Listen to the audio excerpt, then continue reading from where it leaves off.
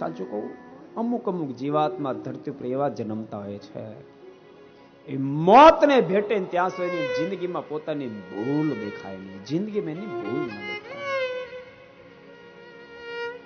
મોતને આંબી જાય પણ ભક્તો હૃદયમાં પ્રેમનું પ્રાગટ્ય ન કરી શકે.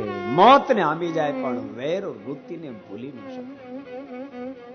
ભગવાનના ભક્તો પરમ સુખ જોતું હોય, પરમ શાંતિની અનુભૂતિ કરી હોય, ભગવાનના સ્વરૂપમાં મનને જોડવું હોય તો જિંદગીમાં યાદ રાખો, જિંદગીમાં કોઈની સાથે વેર નહીં કરશો, કોઈની સાથે વેર નહીં બાંધશો, નિર્વેરી બની જિંદગી જીવશો.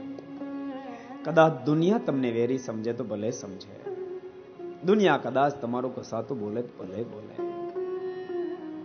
તમે મહેરબાની કરીને કોઈનું કસાતું બોલશો. સાચું કહું છું.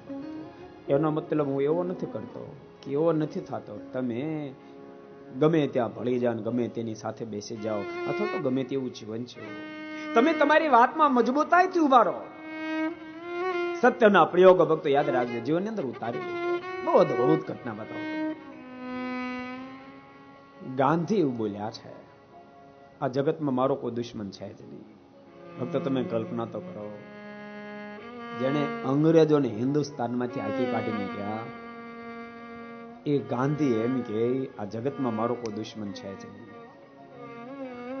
ગાંધીજીને પ્રશ્ન કરવામાં આવ્યો, પણ તમે રાત દાડો અંગ્રેજોને શાંતિ લેવા દેતા નથી અને તમે કહો અમારો કોઈ દુશ્મન નથી, શું અંગ્રેજો તમારા દુશ્મન નથી? ગાંધીજી અદભુત ઉત્તર આપ્યો, હરગીજ અંગ્રેજો મારા દુશ્મન નથી. તો પછી આ દાખલો શું કામ મૂકોન પડતું બધું? ત્યારે ગાંધી બહુ અદભુત ઉત્તર આપ્યો, હું જે દાખલો કરી રહ્યો છું એ મારા પ્રિન્સિપલ માટે, મારા સિદ્ધાંત માટે લડી રહ્યો છું કે ભારત દેશ એ મારો દેશ છે, માટે ભારતનું શાસન મારા ભારતવાસીને મળવું જોઈએ. મારા ભારતવાસીને જો શાસન સોંપી દે તો અંગ્રેજો સાથે મને જરાય વાંધો નથી. ભક્તો જીવન સિદ્ધાંતવાદી જરૂર બનાવશો, સિદ્ધાંતને માટે દાખલો કરશો, પણ કોઈની સાથે ઘૃણા નહીં, કોઈની સાથે વેર નહીં.